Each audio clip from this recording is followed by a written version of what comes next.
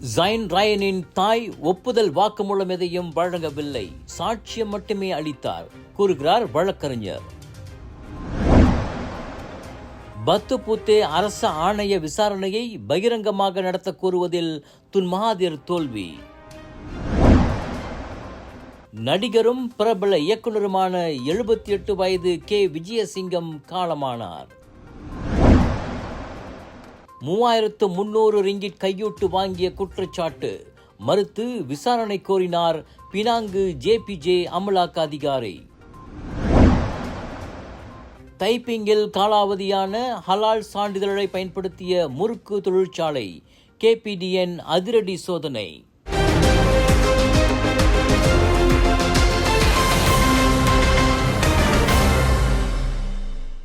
Autism குறைபாட்டால் பாதிக்கப்பட்ட சிறுவன் Zion ரயனின் தாயார் ஸ்லாங்கூர் பத்தாலஞ்சையா மேஜிஸ்ட்ரேட் நீதிமன்றத்தில் இன்று சாட்சியங்களை மட்டுமே வழங்கினார். அவர் எந்த ஒரு ஒப்புதல் வாக்குமூலமும் அளிக்கவில்லை. இன்றைய நீதிமன்ற வழக்கின் போது சாட்சிய சட்டத்தின் 26வது பிரிவு உட்பிரிவு 1 கீழ் சந்தேக நபரின் ஒப்புதல் வாக்குமூலத்தை பதிவு செய்ய போலீஸ் அனுமதி கோரியதாக ஜயன் ரயனின் தாயாரின் வழக்கறிஞர் மஹமூத் ஜுமாஅத் தெரிவித்தார். Bantahan kerana Puan Isma menekankan bahawa beliau tidak ingin membuat sebarang pengakuan salah, sebaliknya memberi keterangan yang sangat berlainan dengan apa yang telah diwawarkan di luar sana. Kononnya beliau telah membuat pengakuan salah dan terbabit dalam pembunuhan. Ingin kematian arwah ini dibela dan memberi keadilan kepada arwah, kepada Zain Ryan. Itulah kenapa kami semua ada di sini. எனினும் போலீசாரின் அந்த விண்ணப்பத்திற்கு Zion Ryan பெற்றோரை பிரதிநிதிக்கும் இரு வழக்கறிஞர்களும் எதிர்ப்பு தெரிவித்தனர். Kalau kita lihat daripada kes-kes terdahulu, Seksyen 115 ni terpakai dalam CPC. Proses dia ada. Now, dalam keadaan sekarang, dalam CPC 115 dah tak ada. So saya tak itu yang saya katakan tadi, proses ni yang pagi ni luar biasa. Sebab kita tak tahu sama ada benda ni dari segi undang-undang betul atau tidak. Itu yang kita rekodkan bantahan. Dan kita nyatakan bahawa proses pada pagi ini is illegal. Tak betul. Tak ada asas undang-undang. Tapi pihak mahkamah menerima bahawa permohonan bahawa ianya di bawah Seksyen 26(1). Akta keterangan, bukan CPC. Zayn ரயனின் தாய் எந்த ஒரு ஒப்புதல் வாக்குமூலம் அளிக்கவில்லை என்பது magistrate கவனத்துக்கு கொண்டு செல்லப்பட்டதாகவும் மஹமூத் கூறினார். முன்னதாக இன்று காலை மணி 10:30 வாக்கில் தடுப்பு காவல் உடையில் நீதிமன்றத்திற்கு கொண்டு வரப்பட்ட ஜயன் ரயனின் 29 வயது தாய் நண்பகல் மணி 12:50 வாக்கில் போலீஸ் வாகனத்தில் நீதிமன்ற வளாகத்திலிருந்து புறப்பட்டு செல்வதை காண முடிந்தது. ஜயன் ரயனின் கொலை தொடர்பில் இம்மாதம் 1ஆம் தேதி அவரும் அவரது கணவரும் விசாரணைக்கு உதவும் பொருட்டு கைது செய்யப்பட்டது குறிப்பிடத்தக்கது.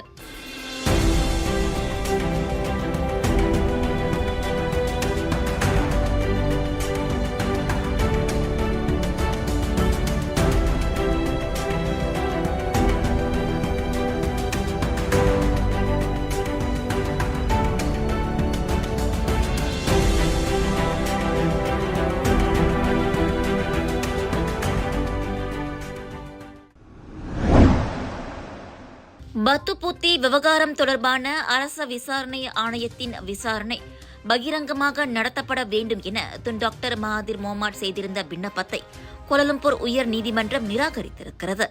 அரச விசாரணை ஆணையத்தின் தலைவராக செயல்படுவதிலிருந்து துன் மொஹமட் ரவுஸ் ஷரீஃபை தடுக்கும் முயற்சியிலும் அந்த முன்னாள் பிரதமர் தோல்வி கண்டார். பத்துபுத்தி விவகாரத்தில் ஏற்கனவே தமக்கும் மொஹமட் ரவுஸுக்கும் இடையில் கருத்து வேறுபாடு இருப்பதால் RCI விசாரணைக்கு அவர் தலைமை வகிப்பது நியாயமாக இருக்காது என கூறி மகாதீர் நீதிமன்றத்திடம் விண்ணப்பித்திருந்தார். இவ்வேளையில் Datuk doctor Baljit Singh, Datuk Mohamed Rida Abdul Kadir இருவரும் அவ்வாணையத்தின் உறுப்பினர்களாக நீடிப்பதை தடுக்க கோரும் மகாதீரின் விண்ணப்பமும் நிராகரிக்கப்பட்டது. அதோடு தமது அந்த விண்ணப்பங்கள் மீதான முடிவு தெரியும் வரை விசாரணையை ஒத்திவைக்க கோரும் முயற்சியிலும் மகாதீர் தோல்வி கண்டார். எனினும் தற்போது நடைபெற்று வரும் RCI விசாரணையில் தன் சார்பில் வழக்கறிஞர் பங்கேற்க முடியுமா என்ற விண்ணப்பத்தை முன்வைக்க மகாதீருக்கு நீதிமன்றம் அனுமதி வழங்கியது. அதன் மீதான முடிவு ஜூன் 26 வெளிவரும் என தெரிகிறது. சுவாச பிரச்சனை, சளி, இருமலுக்கு உகந்த தீர்வு சைலஜா பேபி ஹெர்பல் கிரீம். துளசி, கரிஞ்சீரகம், கிராம்பு போன்ற மூலிகைகளால் கொண்டு தயாரிக்கப்பட்டுள்ள சைலஜா பேபி ஹெர்பல் கிரீம் உங்கள் குழந்தைக்கு சிறந்த தேர்வு. 7 ஆண்டுகளுக்கு முன் 3300 ரிங்கிட்டை கையூட்டாக வாங்கியதாக பினாங்கு சாலை போக்குவரத்து துறையின் அமலாக்க அதிகாரி ஒருவருக்கு எதிராக பேராக் ஈப்போ செஷன்ஸ் நீதிமன்றத்தில் இன்று 7 குற்றச்சாட்டுகள் சுமத்தப்பட்டன.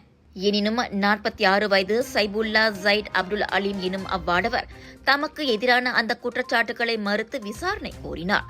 குறிப்பாக போக்குவரத்து நிறுவனம் ஒன்றில் 44 வயது இயக்குநரிடமிருந்து 3300 ரிங்கிட்டை கையூட்டாக பெற்றதன் தொடர்பில் அவர் 5 குற்றச்சாட்டுகளை எதிர்நோக்கியுள்ளார். சம்பந்தப்பட்ட நிறுவனத்தின் லோரிகளின் அமலாக்க நடவடிக்கை தொடர்பில் தனது 47 வயது மனைவியின் வங்கிக் கணக்கு வாயிலாக அவ்வாடவர் அந்த பணத்தை பெற்றதாக கூறப்படுகிறது. 2017 ஆண்டு அக்டோபருக்கும் 2018 ஆண்டு மார்ச்சுக்கும் இடைப்பட்ட காலத்தில் கொலகங்சார் ஜேபிஜே அலுவலகத்தில் அவர் அக்குற்றங்களை புரிந்ததாக தெரிவிக்கப்பட்டது. குற்றம் நிரூபிக்கப்பட்டால் 2 ஆண்டுகள் வரையிலான சிறை தண்டனை அல்லது அபராதம் அல்லது இரண்டுமே விதிக்கப்படலாம். 8000 ரிங்கிட் உத்தரவாத தொகையில் அவ்வாடவரை விடுவிக்க நீதிமன்றம் இன்று அனுமதி வழங்கிய வேளை அவரது கடப்பிதழை நீதிமன்றத்திடம் ஒப்படைக்கவும் உத்தரவிடப்பட்டது. இவ்வழக்கு விசாரணை ஆகஸ்ட் 16ஆம் தேதி செவிமடுக்கப்படும்.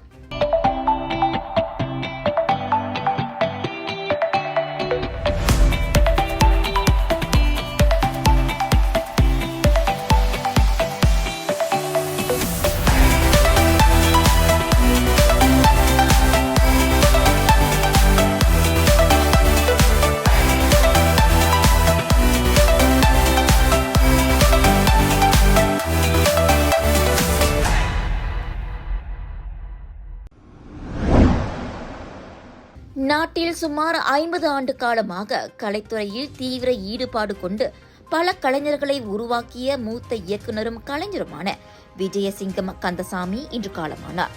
79 வயதாகும் அவர் இன்று அதிகாலை மணி 4:45 அளவில் சிலாயாங் மருத்துவமனையில் மரணமடைந்ததாக அவரது மூத்த புதல்வரான ராஜேந்திர பிரசாத் வணக்க மலேசியாவிடம் தெரிவித்தார்.